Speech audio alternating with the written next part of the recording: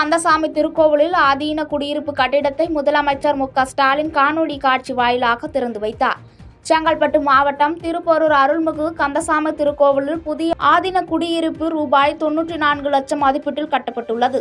இந்த கட்டிடத்தை முதல்வர் மு.க.ஸ்டாலின் காணொலி காட்சி வாயிலாக திறந்து வைத்தார்.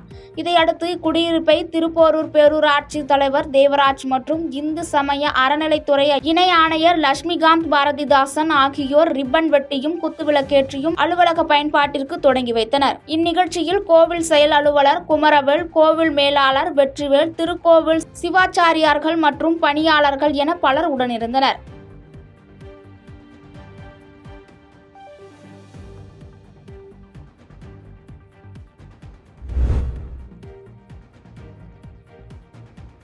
தஞ்சை மாநகராட்சியில் நடைபெற்ற மாமன்ற அவசர கூட்டத்தில் மகளிர் தினத்தை ஒட்டி கூட்டத்தில் பங்கேற்ற அனைத்து பெண்கள் மாமன்ற உறுப்பினர்களுக்கு பட்டுப்புடவைகள் பரிசாக வழங்கப்பட்டன. தஞ்சை மாநகராட்சியில் மாமன்ற அவசர கூட்டம் மாநகராட்சியின் மேயர் சண்முகம் தலைமையில் நடைபெற்றது. இதையொட்டி இக்கூட்டத்தில் கலந்து கொண்ட அனைத்து பெண் மாமன்ற உறுப்பினர்களும் மாநகராட்சி மேயர் சண்முகம் மகளிர் தின வாழ்த்துக்களை கூறினார். பின்னர் மாநகராட்சி ஆணையர் மகேஸ்வரிக்கும் திமுக, அதிமுக, அமமுக, விசிக, கம்யூனிஸ்ட் கட்சிகள் சேர்ந்த பெண்கள் மாமன்ற உறுப்பினர்களுக்கும் மகளிர் தினத்தை ஒட்டி மேயர் மற்றும் துணை மேயர் ஆகிய இருவரும் அனைவருக்கும் பட்டுப்புடவைகள் பரிசாக வழங்கினர்.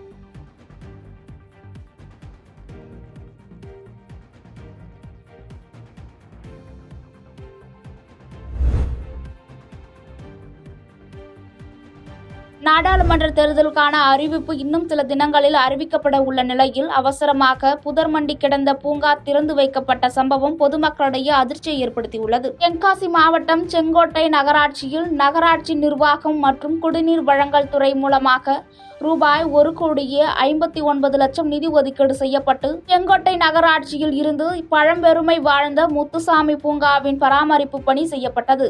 இந்நிலையில் பராமரிப்பு பணிகள் நிறைவடைந்து பல மாதங்கள் ஆகிய நிலையில் பூங்காவானது திறக்கப்படாமல் இருந்தது. இதனால் பூங்கா பராமரிப்பு இல்லாமல் புதர்மண்டி காணப்பட்டது. பின்னர் கடந்த 2 நாட்களுக்கு முன்பு முத்துசாமி பூங்கா திறக்கப்பட உள்ளதாக செங்கோட்டை நகராட்சி நிர்வாகத்தினருக்கு தகவல் கிடைத்தது. தகவலையொட்டி இன்று அவசரமாக காணொலி காட்சி வாயிலாக சென்னையில் இருந்து முதல்வர் மு.க.ஸ்டாலின் முத்துசாமி பூங்காவை திறந்து வைத்தார்.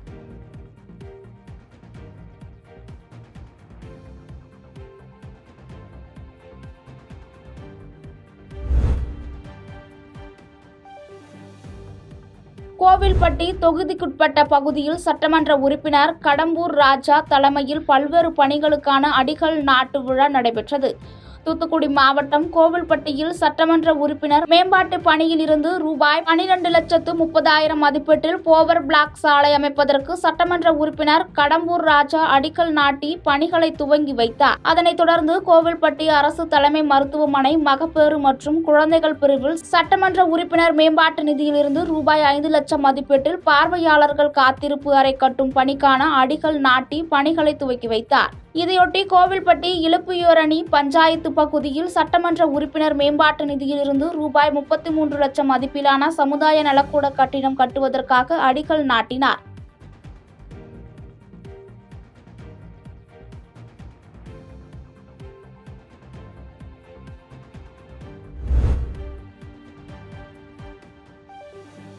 தர்மபுரி சட்டமன்ற உறுப்பினர் மாவட்ட ஆட்சியர் அலுவலகம் முன்பு உண்ணாவிரத போராட்டத்தில் ஈடுபட்டதால் பதற்றம் நிலவியது.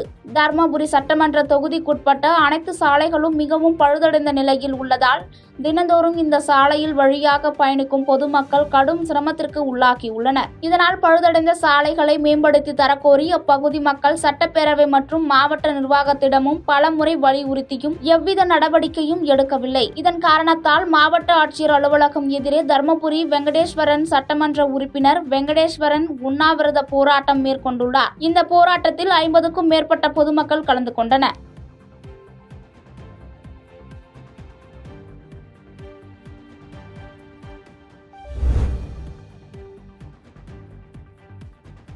சர்வதேச மகளிர் தினத்தை முன்னிட்டு கரூர் மாவட்ட பாஜக மகளிர் அணி சார்பில் மினி மாரத்தான் போட்டி நடைபெற்றது. கரூர் மாவட்டத்தில் பாஜக சார்பில் சர்வதேச மகளிர் தினத்தை முன்னிட்டு மினி மாரத்தான் போட்டி நடைபெற்றது. முன்னதாக போட்டியை மாவட்ட தலைவர் செந்தில்நாதன் கலந்து கொண்டு கொடியசைத்து தொடங்கி வைத்தார். மேலும் இப்போட்டியில் சிறப்பு அழைப்பாளராக மகளிர் அணி மாநில துணைத் தலைவர் மீனா வினோத்குமார் கலந்து கொண்டு சிறப்புரையாற்றினார். தொடர்ந்து இப்போட்டியில் சுமார் 100க்கும் மேற்பட்ட கல்லூரி மாணவிகள் கலந்து கொண்டனர். பின்னர் வெற்றி பெற்ற மாணவிகளுக்கு கோப்பைகள் மற்றும் சான்றிதழ் வழங்கப்பட்டன.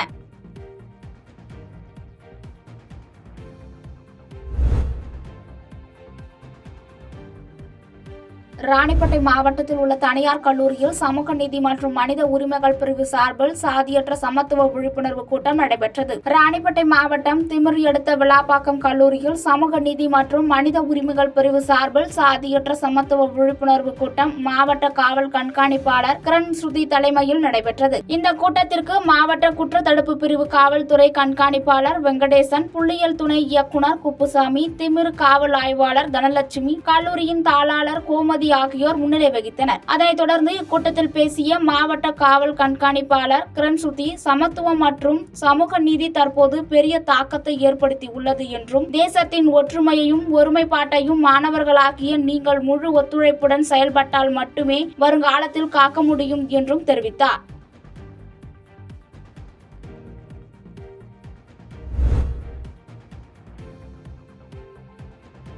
ஸ்ரீபெரும்புதூர் பேரூராட்சியில் குப்பைகளை சேகரிப்பதற்கான புதிய பேட்டரி வாகனங்களை பேரூராட்சி தலைவர் கொடியசைத்து துவங்கி வைத்தார். காஞ்சிபுரம் மாவட்டம் ஸ்ரீபெரும்புதூர் பேரூராட்சியில் 15 வார்டுகள் உள்ளது. இந்நிலையில் 15 வார்டுகளில் நாள் ஒன்றுக்கு சுமார் 11 டன் எடை அளவில் குப்பைகள் சேகரிக்கப்படுகின்றன. இதனால் தூய்மை பணியாளர்கள் குப்பைகளை சேகரிக்க எளிதாக உதவும் வகையில் 15வது நிதி குழும மானிய திட்டத்தின் கீழ் ரூபாய் 17,72,000 மதிப்பீட்டில் 10 புதிய பேட்டரி வாகனங்கள் வழங்கப்பட்டுள்ளன. இந்த பேட்டரி வாகனங்களை பயன்பாட்டிற்கு கொண்டு வருவதற்கான துவக்க விழா பேரூராட்சி செயல் அலுவலர் குணசேகரன் தலைமையில் நடைபெற்றது. தொடர்ந்து ஸ்ரீபெரும்புதூர் பேரூராட்சி தலைவர் சாந்தி சதீஷ்குமார், துணைத் தலைவர் இந்திராணி ஆகியோர் பங்கேற்று பேட்டரி வாகனங்களை கொடியசைத்து பயன்பாட்டிற்கு தொடங்கி வைத்தனர்.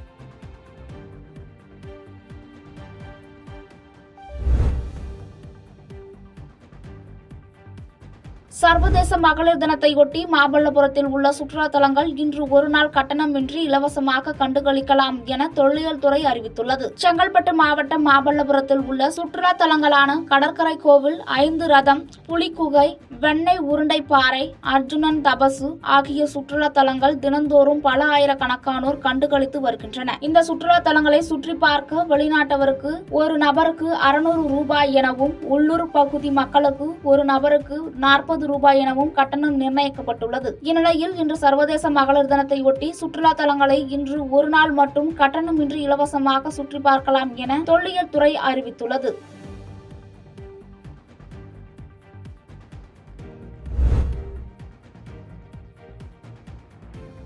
புதுக்கோட்டை மாவட்டம் கோவில்பட்டியில் போக்குவரத்து நெரிசலை தடுக்க போக்குவரத்து காவல்துறையினர் உரிய நடவடிக்கை எடுக்க வேண்டும் என கிராம மக்கள் கோரிக்கை விடுத்துள்ளனர். தூத்துக்குடி மாவட்டம் கோவில்பட்டியில் அதன் சுற்றியுள்ள வட்டார பகுதியில் உள்ள கிராமங்களை சேர்ந்த மக்கள் கல்வி, மருத்துவம், வேலைவாய்ப்பு போன்றவைகளுக்கு கோவில்பட்டி நகரைத்தான் சார்ந்து இருக்கின்றனர். இதனால் கோவில்பட்டியில் காலை மற்றும் மாலை நேரங்களில் போக்குவரத்து நெரிசல் அதிகமாக ஏற்படுகிறது. எனவே இதனை தடுக்க போக்குவரத்து காவல்துறையினர் உரிய நடவடிக்கை எடுக்க வேண்டும் என்று கிராம மக்கள் கோரிக்கை விடுத்துள்ளனர். பாதகம் செய்பவரை கண்டால் நாம் பயங்கொள்ளலாகாது பாப்பா, மோதி மிதித்து விடு பாப்பா, அவர் முகத்தில் உமிழ்ந்து விடு பாப்பா. அண்மை செய்திகளை உடனுக்குடன் தெரிந்து கொள்ள இணைந்திருங்கள் இயம்நாடு தொலைக்காட்சியுடன்.